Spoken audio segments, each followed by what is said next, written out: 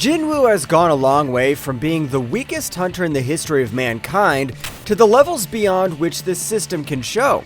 He went from losing to goblins to clearing multiple A-class dungeons alone. But all this fighting makes it hard to keep up with his levels, so we at AniVerse decided to bring you a video on every moment Jinwoo trained or fought someone and leveled up. So let's begin. Level 1. At this stage, Jinwoo becomes a hunter to earn money to support his sister and pay for his mother's hospital fees. During this time, he was also known as the weakest hunter known to humankind, and this involved him being injured in every mission, even against weak opponents such as goblins. He went on a D-rank dungeon raid, and after getting trapped inside a dungeon, which was supposed to be for a A or higher class party, inside there he almost went to the brink of death. This is where he was ready to sacrifice his life to protect others, but later on starts to regret his decision as he remembers his family on deathbed and wishes for a second chance at life. In his final moment, he got a choice to become a player, and this is where his leveling up process started.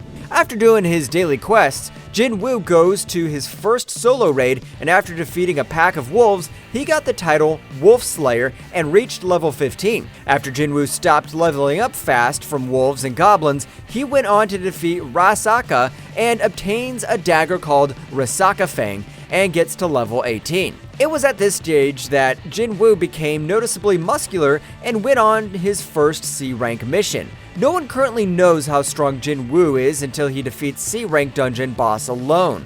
This boosts our hero's level to 21. Jinwoo then kills the hunters who tried to use him as a bait and gets a new skill called Bloodlust. Jinwoo then enters a S-rank instant dungeon called the Demon Castle and defeats its gatekeeper and reaches level 25. Jinwoo then kills B-rank hunter Kang and acquires a skill called Stealth. This boosts him up to level 27. After this, Jinwoo forms his own raid party and clears 20 C-rank gates by himself to get to level 39. After this, Jinwoo receives another job quest from the system itself and enters another instant dungeon. Inside this dungeon, Jinwoo defeats an army of armored knights and receives their armor as pieces of drop and advances to level 45. This is where he fights his first strong boss called Igris, and after beating him, he gets his helmet with a new skill called Commander's Touch. At this point, Jinwoo's level is 47, and soon he buys himself a new Night Killer dagger from the system shop. Now, he's level 51,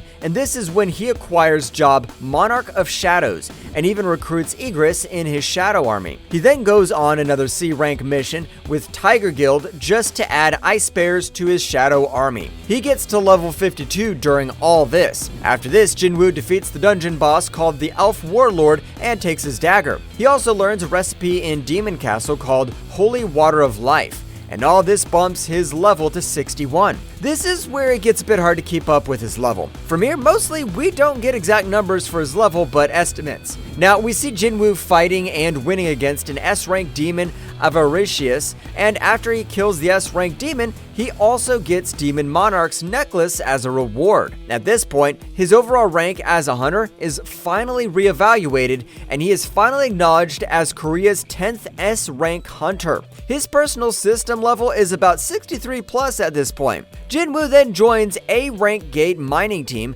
as a substitute porter and defeats High Orc Shaman, extracts his shadow, and name him Tusk. This levels up our hero to around 65 plus. After this, Jinwoo goes back to Demon Castle to obtain the final item required for the Holy Water of Life. This is him being at around level 81. At this point, we see him jump to level 93 after he slaughters 20 demon clans and advances to the 100th floor of Demon Castle. Jinwoo then defeats the Monarch of White Flames, Baron, and obtains the skill Shadow Exchange. This puts our hero at level 97, and at this level, Jinwoo saves multiple hunters after joining the Jeju Island raid. Jinwoo then goes against the Ant King, and after defeating him, he adds the monster to his shadow army and names him Biru. This brings our hero to level 99. After saving his sister from the orcs that emerged in her school from a sudden opening of a gate, Jinwoo started acting as a one-man guild and starts clearing multiple A-rank gates by himself. Jinwoo returns to Double Dungeon at level 103 and meets the architect who tests his strength. After this, Ashbourne tells Jinwoo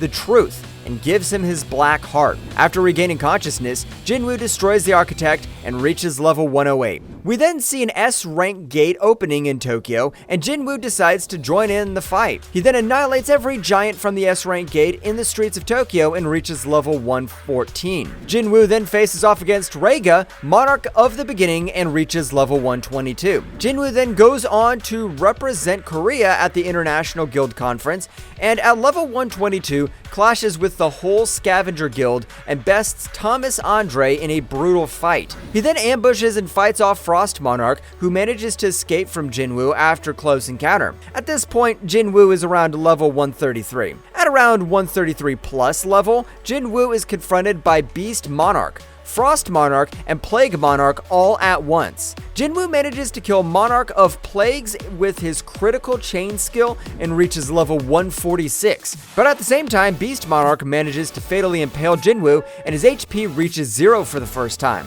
After this, he's revived by Ashborn and he finally transforms into the Shadow Monarch himself. This puts a whole lot of question marks at his level as he kills both the Beasts and Frost Monarch. The level count may have been lost here, but Jinwoo's adventures were still far from over. King of Dragons, Antares descends into the Canada with his whole army, and Jinwoo goes face to face with him. He learns to create a full body armor around himself by concentrating his powers. In a battle against them, Jinwoo manages to weaken Antares and the rulers and manages to finish them off. This battle did take the life of many people, and that's why Jinwoo manages to go back in time and saves them all. At this point, you could just imagine 3 question marks on the level area of Jinwoo like we used to love to see on Mob. After saving the world and using a cup of reincarnation, we get to experience Jinwoo's life as a kid before he goes back to the crack hidden in the dimension to refight all the monarchs, which took him 27 years to accomplish, but only 2 years in Earth's time.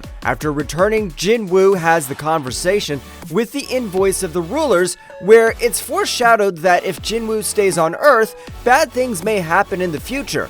But Jinwoo decides he still wants to live out his life on Earth with his friends and family. We also get to see the life of adult Jinwoo, who now works as a detective and solves a lot of crimes that the police couldn't solve without him.